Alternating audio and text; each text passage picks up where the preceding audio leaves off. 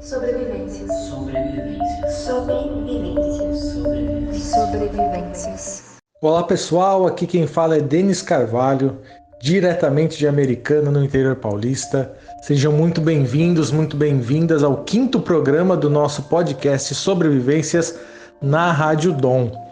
Nosso programa é um espaço criado para compartilharmos nossas experiências, vivências e impressões em tempos de confinamento por conta do Covid-19, também conhecido como coronavírus. Esse é um ponto de encontro da forma como a gente pode fazer hoje, se reunindo, só que à distância, para a gente se ajudar e passar por essa crise juntos. O podcast Sobrevivências, realizado com o apoio da Disco 1 Produção Cultural e da Rádio Dom, vai ao ar todas as quintas-feiras às 11 com reapresentação às 20 horas na Rádio Web Dom. E na sexta-feira já estará disponível também no SoundCloud e no YouTube. No programa de hoje, que foi gravado no dia 23 de abril através da plataforma Zoom, já que estamos todos de quarentena, teremos a participação do estudante de enfermagem Marcos Rodrigues e da técnica de enfermagem que trabalha no Hospital Municipal de Americana, Vanessa Místico. Muito obrigado pela participação de vocês.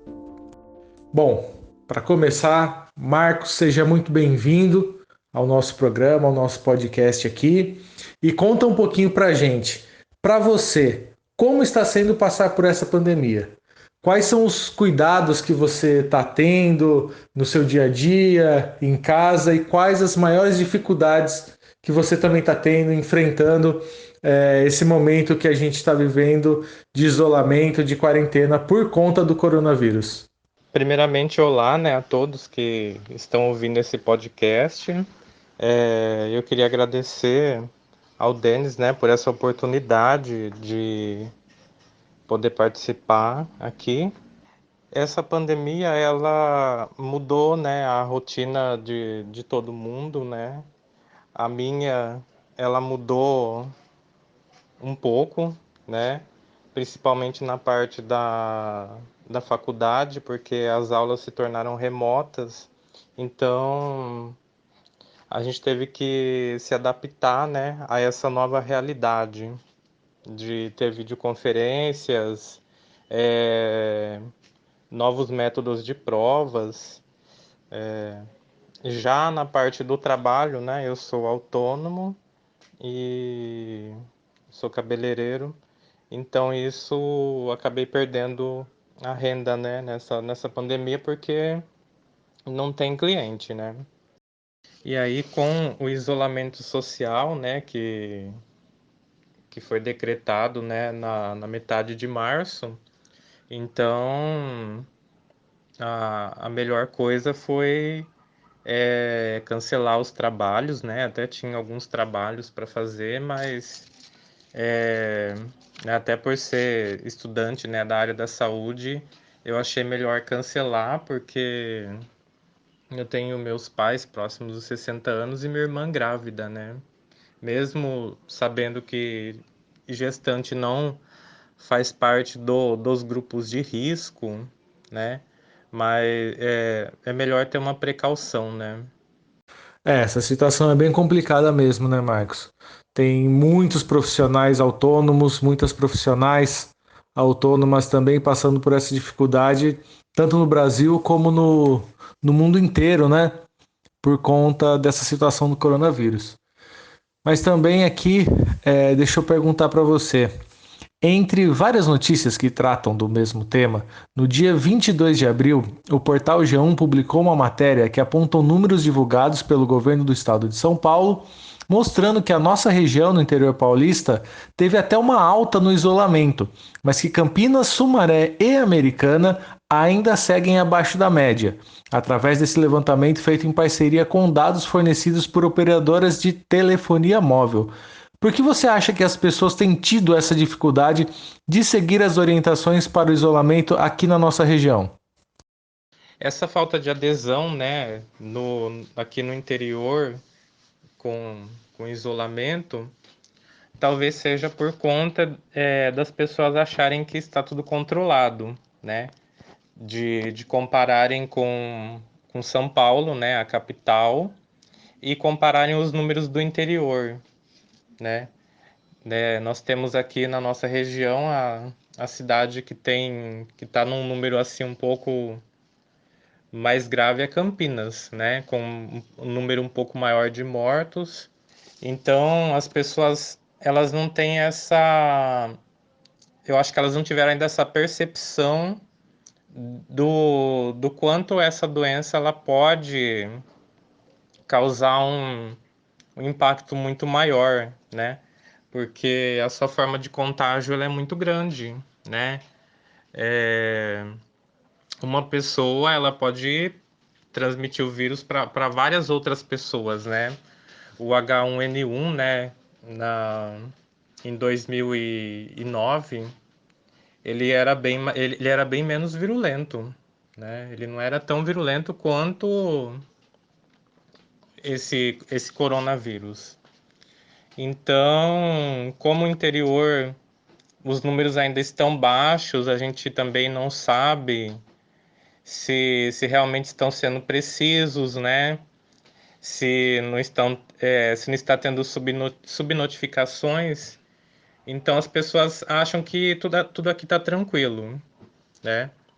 E até por conta também da falta de renda, então isso causa no indivíduo uma situação de estresse, né? De ansiedade, porque ele quer voltar a trabalhar, né? Ele precisa da renda, ele precisa sustentar sua família, mas é um momento que as pessoas precisam entender que, primeiramente, a gente precisa é, garantir a saúde para depois recuperar a economia. E aí também é importante ressaltar que essa nova cepa do coronavírus, né, ele é um vírus que já existe, né, na natureza e desde a década de 60, né, existe outras cepas de coronavírus, né. Esse ele foi o que acabou causando, né, um maior impacto entre o ser humano, né. Agora, Marcos, nós hoje estamos justamente nesse período de isolamento social, quer as pessoas gostem ou não, quer achem certo ou errado, por conta de decisões tomadas pelos governantes eleitos. Se e como isso irá nos afetar varia conforme as decisões deles. Então, antes da decisão do presidente Jair Bolsonaro acabar com o programa Mais Médicos, existiam mais profissionais no nosso país para atender as demandas dentro de todo o território nacional, especialmente nas regiões mais necessitadas. A ausência desses profissionais, sejam os polêmicos, cubanos ou não, tem impacto no cenário que nós vivemos em relação ao coronavírus? Poderia ser uma situação menos tensa e caótica se não tivesse tido essa mudança a partir da decisão do presidente Jair Bolsonaro de acabar com o programa Mais Médicos? Sim, esses profissionais eles fazem muita falta, né? Porque eles já estavam inseridos, né, na comunidade, muitos deles fazendo o trabalho de saúde da família, né, que envolve muita questão do acolhimento, da escutativa, que eles fazem territorialização, né, nessas regiões bastante vulneráveis. Então, isso isso acaba por refletir, né, na saúde dessa população. Talvez se eles estivessem, né, todos os médicos estivessem, com certeza nós teríamos um sistema muito mais preparado para lidar com toda a situação que ainda está por vir, né? E lembrar que este governo, né, do Bolsonaro, ele extinguiu o NASF, né, que é o Núcleo de Apoio em Saúde da Família, né, que ele fazia um trabalho assim muito grande, principalmente na região Nordeste, a região Norte, porque ele fazia parte do Estratégia Saúde da Família, né? Então, dentro do NASF, a gente tinha uma equipe multidisciplinar de médicos, enfermeiros, fisioterapeutas, dentistas, que ajudavam muito nessas comunidades carentes. Então, a falta destes profissionais nestas regiões, elas acabam por criar uma deficiência na saúde desses indivíduos, né? Nessas regiões vulneráveis, o risco de morte ele tem sido muito maior, né? Você pode pegar os dados da Secretaria Municipal de Saúde de São Paulo e, eles são bem evidentes, né? Você pega o Morumbi, que teve quase 300 casos e só 7 mortes. E aí você pega a Brasilândia, que não teve nem 100 casos, né, num período que foi coletada essa informação, e 54 mortes, quase metade da, dos indivíduos que contraíram o coronavírus morreram. Então, é uma situação bem preocupante que, que a comunidade ela já vem se movimentando e já vem trabalhando, né? Fazendo vaquinha, criando grupos dentro da comunidade para blindar a doença, né? Da doença não chegar dentro dessa comunidade. A gente tem também a questão né, dos presidentes de rua, né? Um caso importante a se lembrar em Paraisópolis, né? Que cada rua tem um representante, um presidente, ele é responsável por cada casa daquela rua. Então ele vai coletar os dados, vai saber se naquela casa tem alguém com algum sintoma, se tem alguém que está precisando de uma ajuda, de uma cesta básica. A comunidade também vem entregando cartilhas, né, criando políticas públicas que deveriam ser realizadas pelo Estado. Temos também a questão dos leitos, né? Um leito de UTI no SUS, né? Uma diária no leito de UTI, ele custa em torno de R$ 1.000, né? E já no setor privado, ele pode variar de 2.500 a 3.000.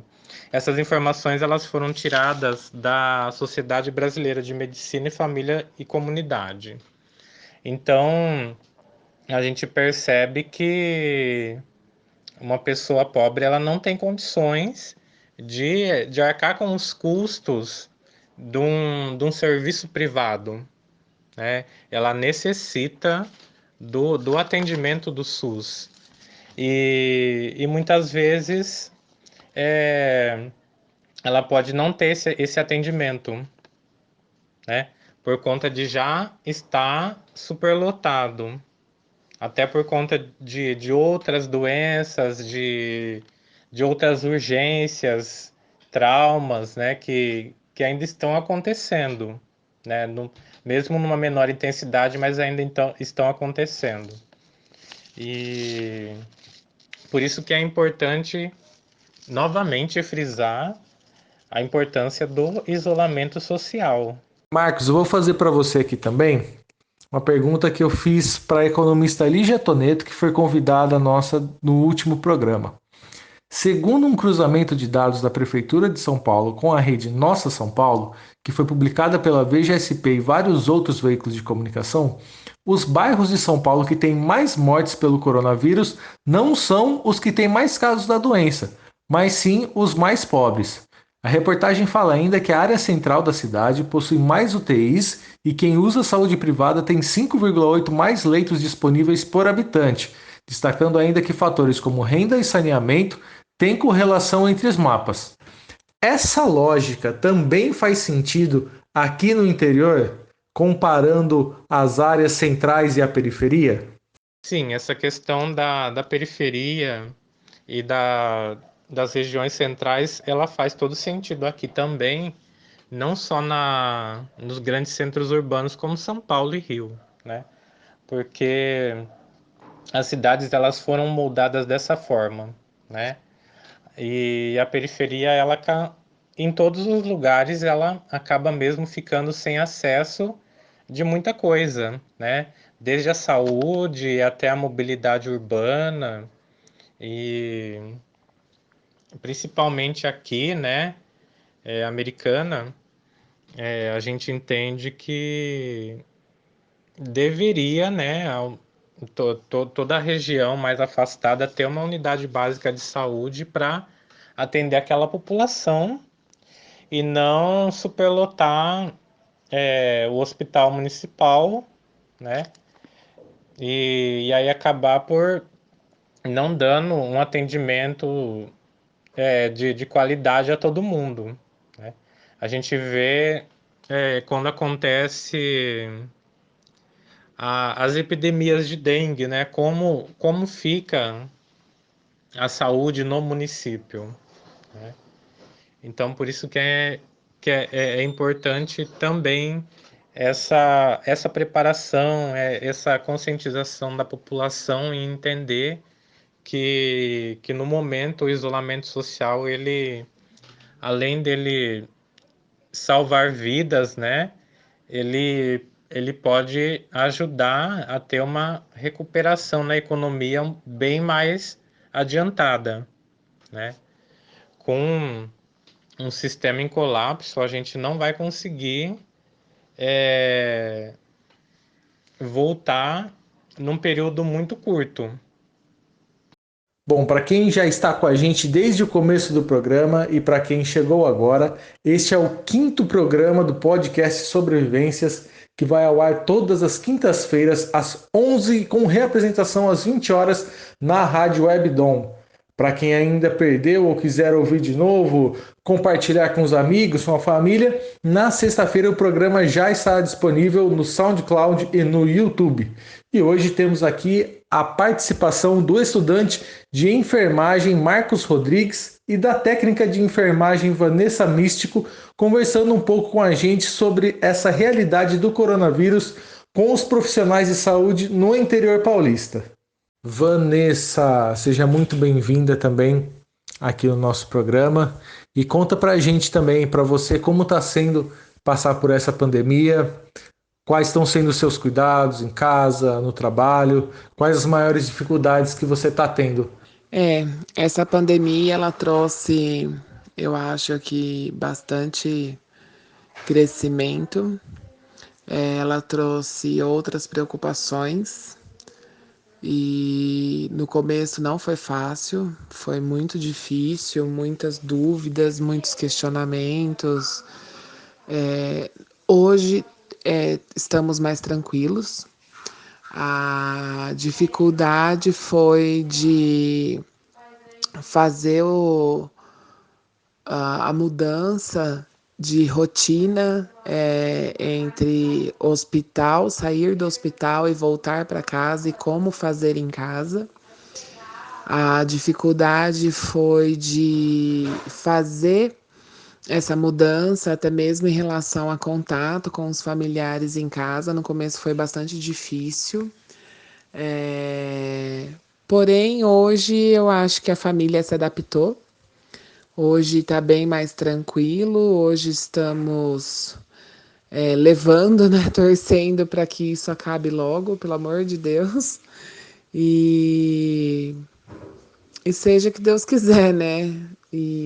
Porque fica bastante difícil para a gente que trabalha na saúde não ter o pensamento que nós não vamos trazer o vírus para casa, entendeu? Bom, você é técnica de enfermagem e trabalha no hospital municipal. Como está sendo para você trabalhar num hospital público, né, no SUS, no meio de uma pandemia em que os seus governantes parecem só querer dificultar o seu trabalho? Sim, eu sou técnica de enfermagem no Hospital Municipal de Americana. Trabalhar lá já não é muito fácil. Nessa época de pandemia foi muito difícil. Eu acho que principalmente no começo da pandemia, foram muitas informações. Na verdade, foi uma avalanche de informações do governo em relação à doença, que tivemos que mudar alguns protocolos, tivemos que mudar a nossa rotina diária lá dentro, tivemos que nos adaptar a algumas coisas. Então, assim, na pandemia se tornou muito difícil trabalhar lá, devido à avalanche de informações. Em relação ao governo, é bem complicado falar sobre isso, porque para nós funcionários, a gente não acha justo o que vem acontecendo, porque na verdade a enfermagem, o profissional da saúde nunca teve uma valorização. E a apresentação de alguns projetos, algumas PLs que surgiu para ser votada no Congresso, só mostrou ainda mais que a enfermagem não tem valor.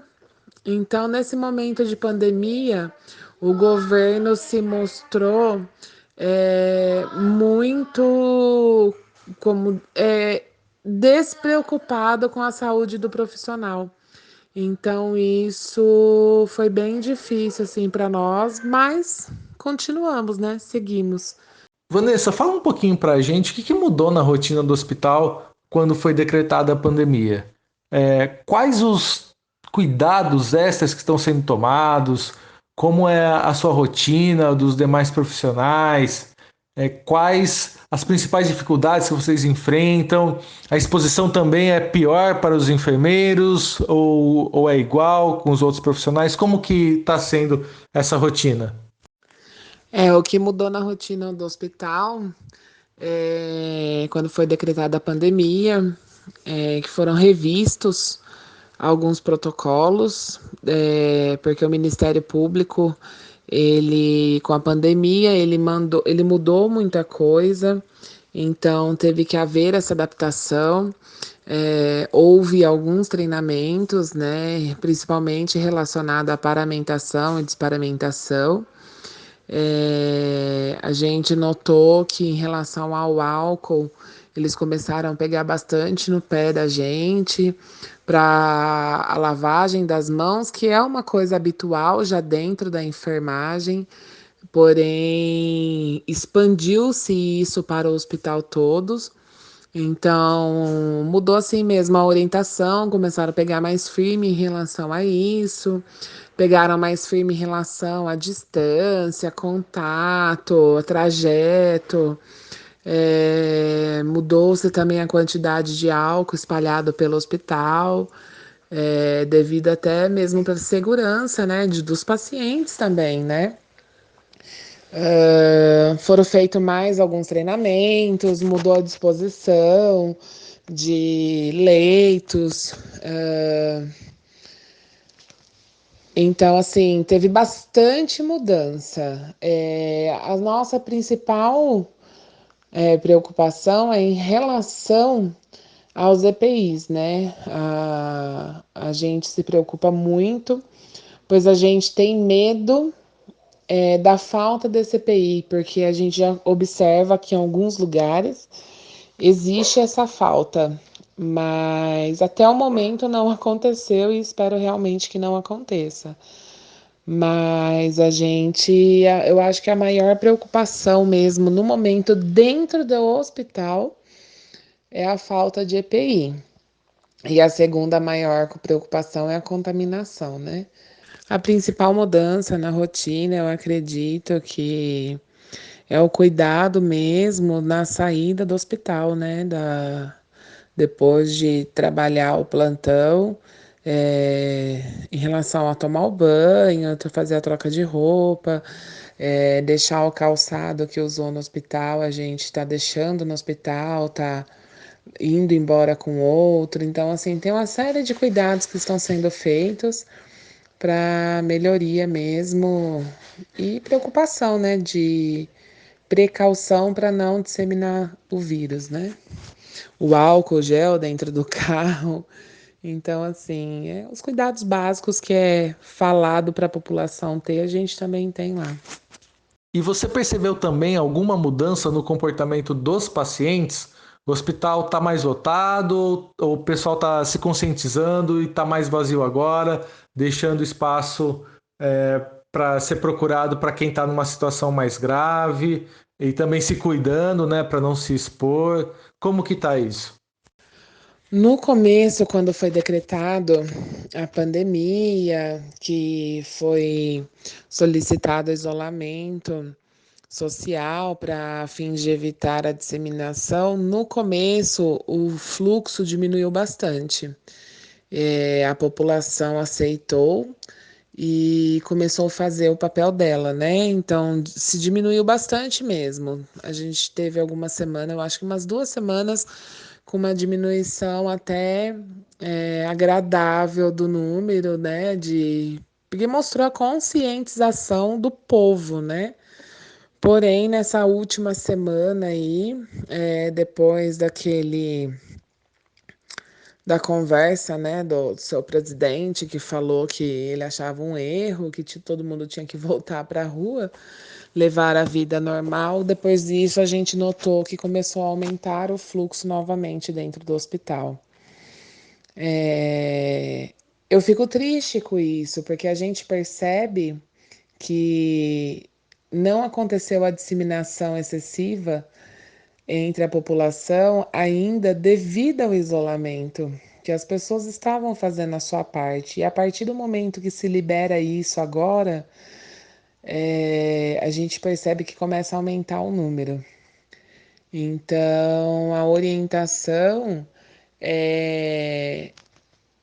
deveria ser para que todos fiquem em casa ainda, mas infelizmente vem aumentando o número gradativamente, diariamente do hospital. Vanessa, para terminar aqui, nós ainda estamos num período de aumento dos casos e a categoria que sofre enquanto essa curva vem aumentando ainda é a dos profissionais de saúde que estão em constante risco, em constante exposição. O que as pessoas podem fazer para ajudar e não superlotar os leitos e colaborar na prevenção de não contaminarem a si mesmos, né, e não proliferarem o coronavírus? O que falta para elas terem um pouco mais de consciência do tamanho do problema? Sim, eu acredito que o período crítico, na verdade, ele começou agora, né? Porque a gente já percebe aí a queda das temperaturas, né? E a gente já percebe que o frio tem vindo, e agora é a época, né, que começa já os surtos normais de gripe. E com a presença do vírus circulante, a tendência é que isso piore um pouco, né? E sim, quem sofre mais com isso é os profissionais da saúde, porque diretamente ou indiretamente nós estamos sendo afetados, porque nós estamos ali, né? E eu acho que uma maneira das pessoas ajudarem a gente é realmente não ir ao hospital, só ir ao hospital em casos extremos. Ir ao hospital quando houver uma grande necessidade e permanecer no isolamento. Esse isolamento tem sido difícil para muitos? Sim, tem sido difícil para muitos. A gente vê aí pessoas sofrendo com as consequências, mas essas consequências podem ser muito piores se esse isolamento acabar de uma hora para outra e se as pessoas não tiverem a consciência da necessidade do uso das máscaras, da lavagem das mãos, entendeu? E quando estiver fora de casa, que não puder lavar as mãos, usar o álcool. Então, assim, realmente as pessoas, para colaborar, têm que sofrer. Infelizmente, estão sofrendo? Sim, estão sofrendo. Mas eu acho que todo mundo tem que pôr a mão na consciência, né? Porque nós estamos ali, sim, estamos com nossos serviços garantidos, sim, mas não estamos com a nossa saúde garantida e nem a dos nossos familiares, então todo mundo tem que fazer o seu papel. Pessoal, muito obrigado de coração. Estamos chegando ao final de mais um programa. Quero agradecer muito a participação aqui hoje do Marcos e da Vanessa, compartilhando suas vivências e perspectivas aqui conosco. Agradecer quem está em casa nos ouvindo. Esperamos que essa conversa possa ter sido positiva e útil de alguma forma para trazer mais força para nós superarmos juntos este momento. Também aproveitar para relembrar que o nosso programa podcast Sobrevivências, realizado com o apoio da Disco 1 Produção Cultural e da Rádio Dom, vai ao ar todas as quintas-feiras às 11 horas, com reapresentação às 20 na Rádio Dom, e na sexta-feira ele já estará disponível nas redes sociais, pelo SoundCloud e pelo YouTube. Um aceno de longe com a mão cheia de álcool em gel e até a próxima semana com mais uma edição do podcast Sobrevivências. Tchau! Sobrevivências. Sobrevivências. Sobrevivências. Sobrevivências. Sobrevivências.